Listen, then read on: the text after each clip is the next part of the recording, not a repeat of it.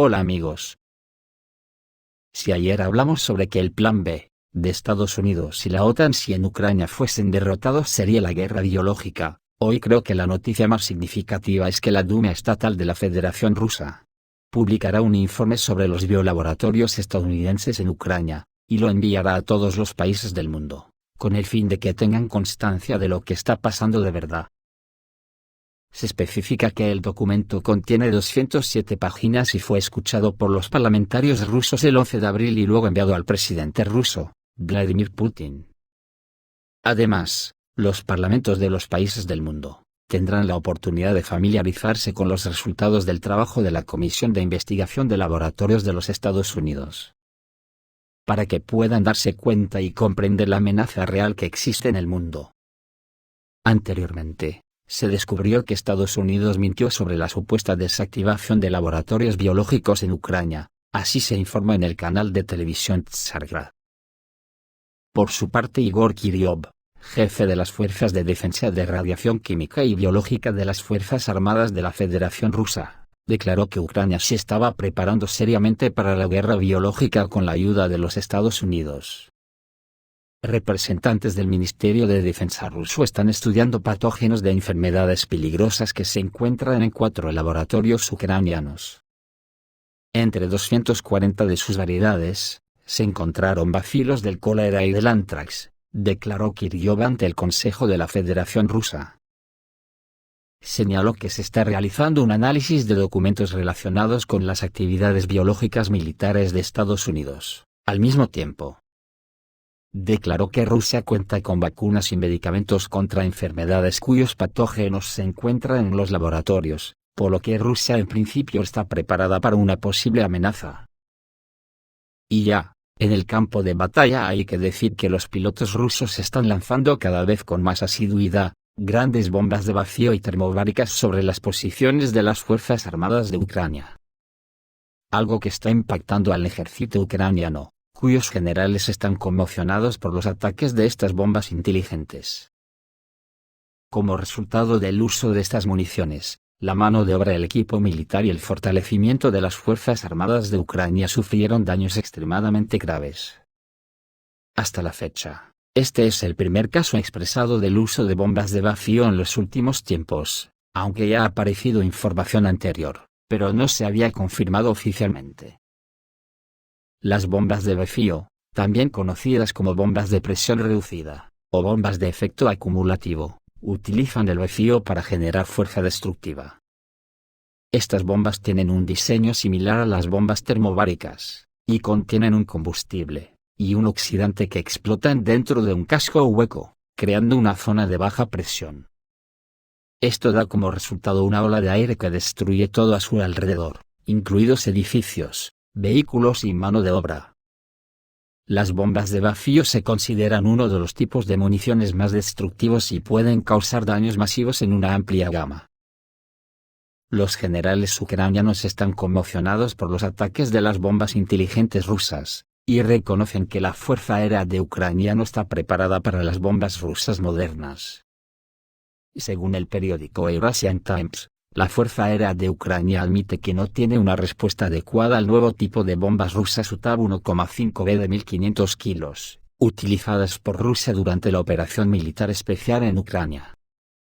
El representante oficial de la Fuerza Aérea de las Fuerzas Armadas de Ucrania, Yuri Ignat, confirmó el uso de estas municiones, que no pueden ser derribadas por las Fuerzas de Defensa Aérea de Ucrania. Según Ignat, las UTAV 1500B están equipadas con alas que les permiten planear en el aire y navegación GPS, con un alcance de más de 50 kilómetros. También señaló que Rusia puede usar tales municiones indefinidamente. La Fuerza Aérea de Ucrania admite que necesita nuevos suministros de armas de Occidente para combatir estas bombas mortales.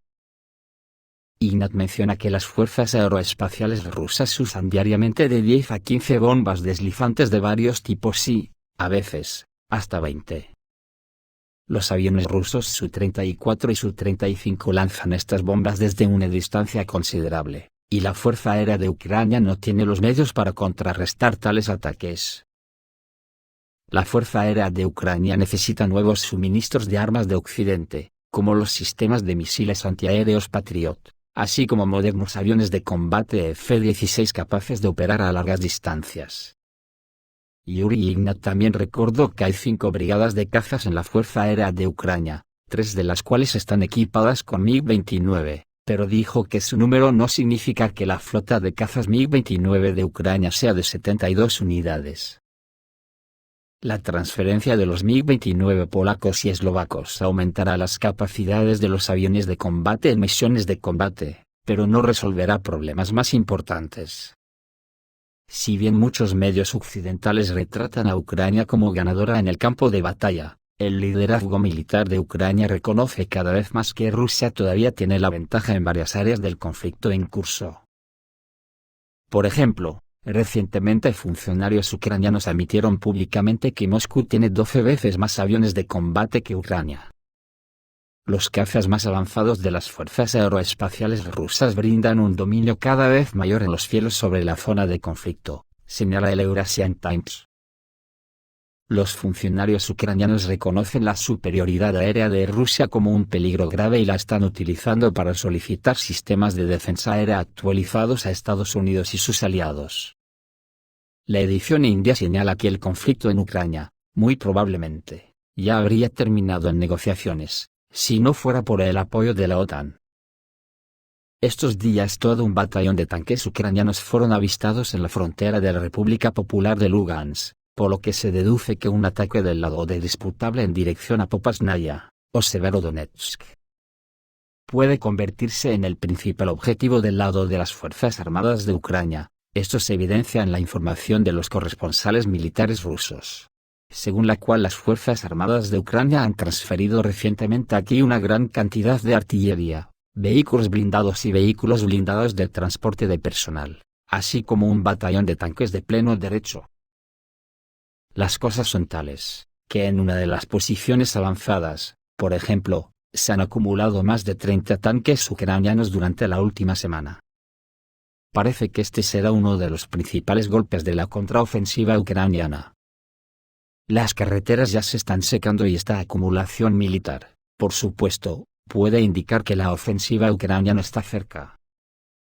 También se informa sobre el despliegue de tanques británicos Challenger-2, en la frontera con Bielorrusia y Rusia, a pesar de que se vieron pesados tanques británicos Challenger-2, que llegaron a Ucrania hace unas semanas en el territorio de la región de Zaporozhye.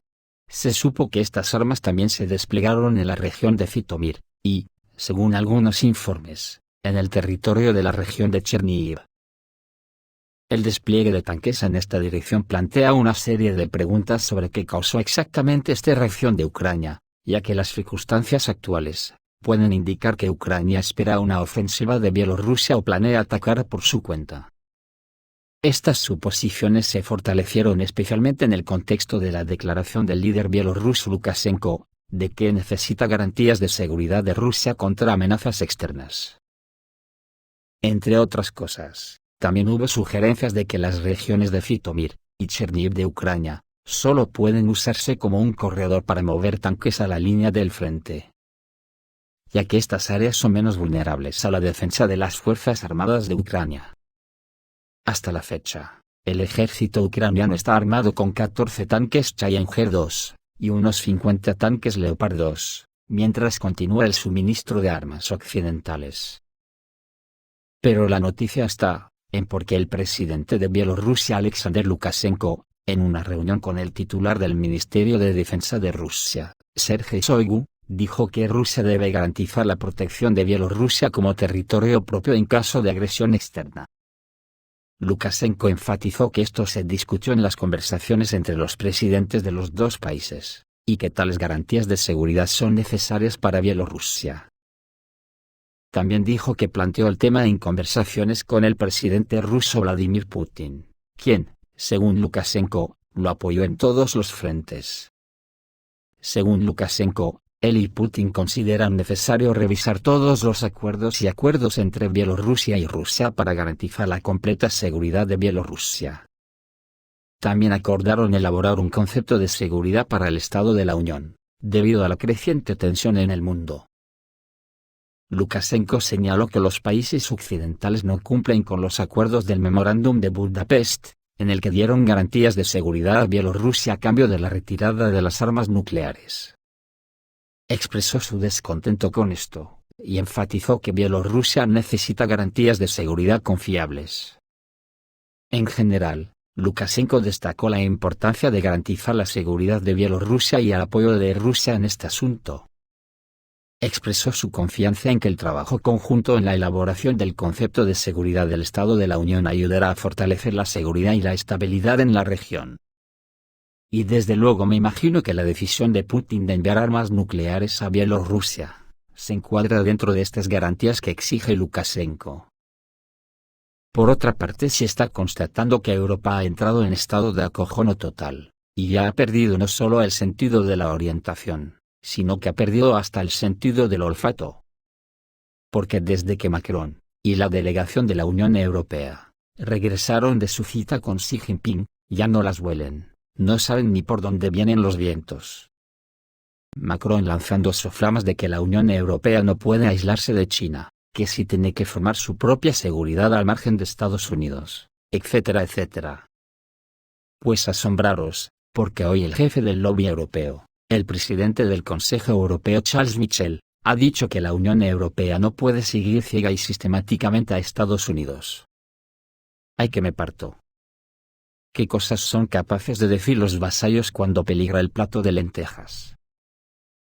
Ha dicho Michel, que los líderes europeos simpatizan cada vez más con la postura de Emmanuel Macron, sobre una autonomía estratégica europea, pero en Europa Central critican duramente al presidente francés. ¿Ruptura al canto?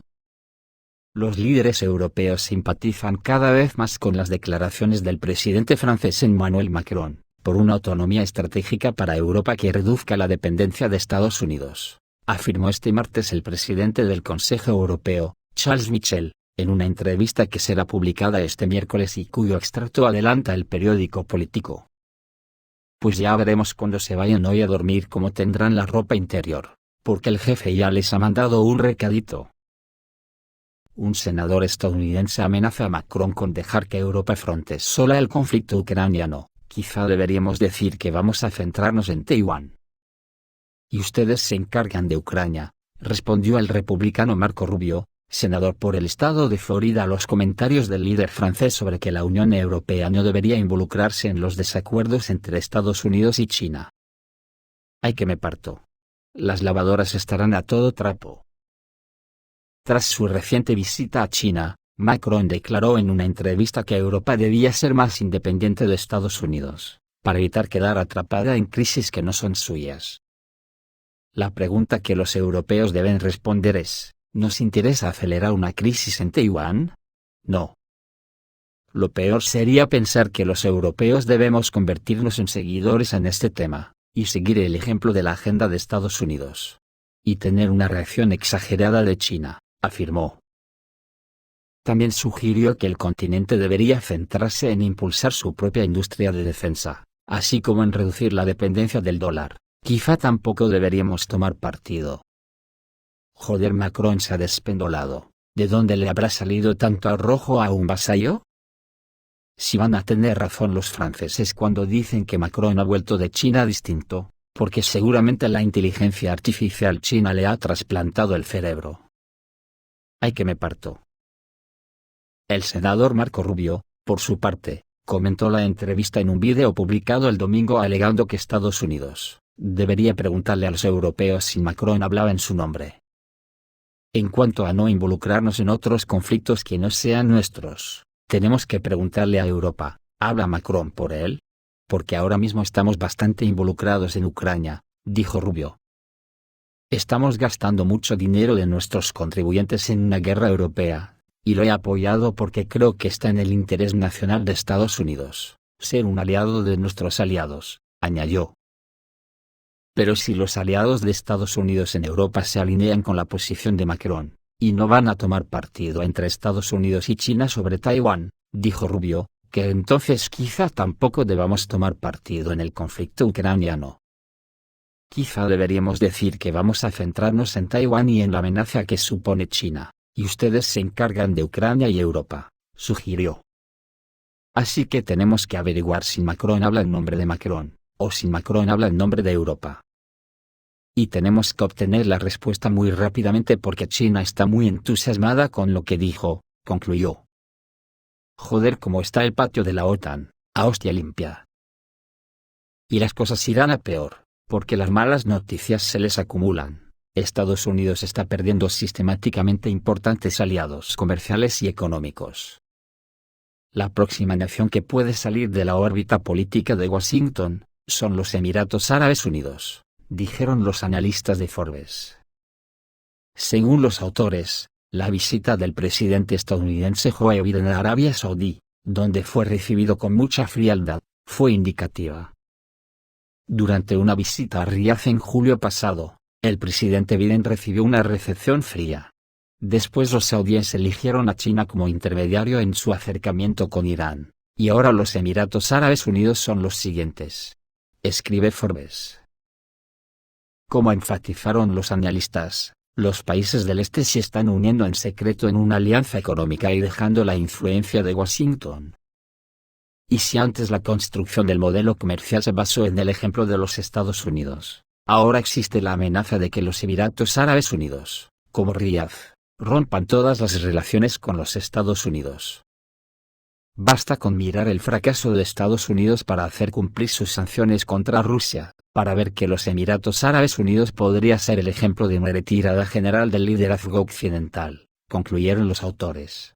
Y yo digo, es como si Occidente tendríamos la peste y nadie nos quiere a su lado. Esto es todo, amigos, reciban un saludo.